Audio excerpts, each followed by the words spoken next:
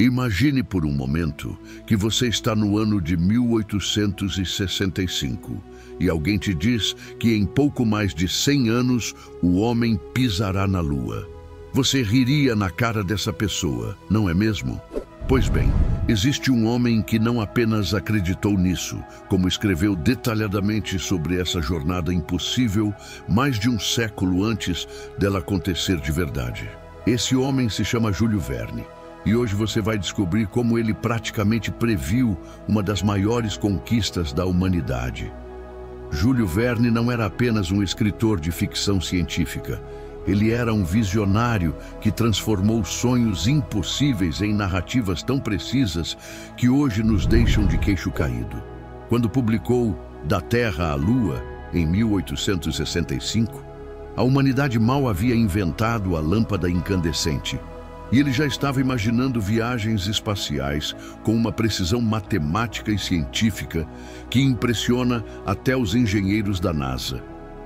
A história começa de forma quase cômica, mas genial ao mesmo tempo. Verne imagina que após o fim da Guerra Civil Americana, os membros do Clube do Canhão de Baltimore estão entediados sem terem quem atirar. Então surge a ideia mais maluca possível. Por que não atirar na Lua? Mas aqui está o brilhantismo de Verne. Ele não tratou isso como uma fantasia infantil.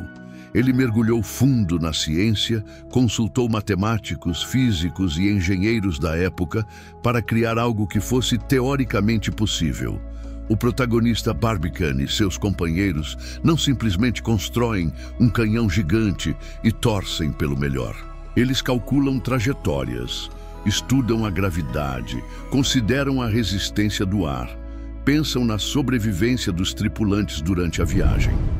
Verne descreve um projétil com características surpreendentemente similares às cápsulas espaciais que viríamos a construir um século depois. A forma cônica, o sistema de amortecimento, até mesmo a preocupação com o suprimento de oxigênio e água para os tripulantes. Mas o que realmente impressiona não são apenas os detalhes técnicos. É como Verne entendeu os desafios psicológicos e sociais de uma missão espacial. Ele escreveu sobre o isolamento, sobre como seria ver a Terra se afastando, sobre os medos e esperanças dos viajantes. Quando você lê os relatos dos verdadeiros astronautas décadas depois, é assustador como eles ecoam as descrições de Verne. A precisão de Verne vai além da ficção. Ele calculou que o ponto de lançamento ideal seria na Flórida, próximo ao que hoje conhecemos como Cabo Canaveral. Pura coincidência? Dificilmente. Verne entendeu que quanto mais próximo do Equador, menor seria a energia necessária para escapar da gravidade terrestre. A NASA chegou à mesma conclusão um século depois pelos exatos mesmos motivos. O mais fascinante é que Verne não se limitou aos aspectos técnicos. Ele previu o impacto social e político de uma missão lunar. Descreveu como o mundo inteiro acompanharia cada detalhe da jornada, como diferentes países se interessariam pela tecnologia, como isso mudaria para sempre nossa percepção sobre nosso lugar no universo. Quando Neil Armstrong pisou na Lua em 1969, bilhões de pessoas assistiram pela televisão, exatamente como Verne havia imaginado que aconteceria. Existe também um aspecto profundamente humano na obra de Verne que muitas vezes passa despercebido. Seus personagens não são super-heróis impávidos, são homens com medos, dúvidas, esperanças e sonhos. Michel Ardan, o aventureiro francês que se junta à expedição, representa essa humanidade. Ele não é movido apenas pela ciência, mas pela pura curiosidade de explorar o desconhecido, de ver com os próprios olhos aquilo que a humanidade sempre olhou de longe. A jornada descrita por Verne não é apenas física, é também filosófica. Durante os dias de viagem, os personagens refletem sobre a vida, sobre o universo, sobre o que significa ser humano em meio à imensidão do espaço. Essas reflexões ecoam nas palavras de astronautas reais, que frequentemente descrevem uma transformação espiritual ao ver a Terra do espaço, pequena e frágil contra o vazio negro do universo. Verne também antecipou desafios técnicos que só seriam totalmente compreendidos décadas depois. A questão da reentrada na atmosfera, por exemplo. Ele entendeu que voltar para a Terra seria tão perigoso quanto sair dela e descreveu sistemas para diminuir a velocidade da cápsula antes do pouso. Os engenheiros da Apollo enfrentaram exatamente os mesmos desafios e chegaram a soluções surpreendentemente similares. O que torna a obra de Verne ainda mais impressionante é que ela não existiu no vácuo.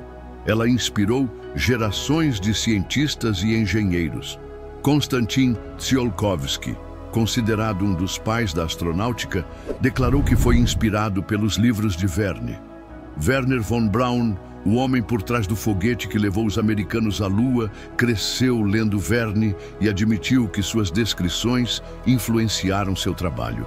Mas talvez o aspecto mais profético de Da Terra à Lua seja a compreensão de Verne sobre o que uma missão lunar representaria para a humanidade.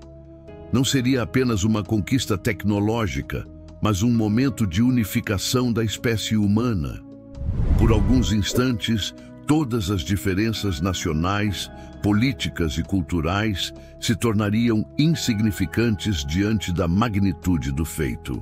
E foi exatamente isso que aconteceu em 1969, quando o mundo inteiro se uniu para testemunhar os primeiros passos humanos em outro mundo. Júlio Verne não foi apenas um escritor, foi um profeta da era espacial. Mais de 150 anos após a publicação de Da Terra à Lua, ainda encontramos ecos de sua visão em cada missão espacial. Em cada nova descoberta sobre o universo, em cada vez que olhamos para o céu e sonhamos com o que está além. Ele nos ensinou que os sonhos mais impossíveis podem se tornar realidade se tivermos ciência, determinação e coragem suficientes para persegui-los. E quem sabe, talvez em suas outras obras estejam escondidas as próximas grandes conquistas da humanidade, apenas esperando que a realidade as alcance. Se você ficou fascinado por essa incrível história de como a ficção antecipou a realidade, deixe seu like neste vídeo, compartilhe com seus amigos e se inscreva no canal para mais conteúdo sobre os visionários que moldaram nosso futuro. Conte nos comentários qual obra de ficção científica você acredita que pode se tornar realidade no futuro. E não se esqueça de ativar o sininho para não perder nenhum dos nossos vídeos.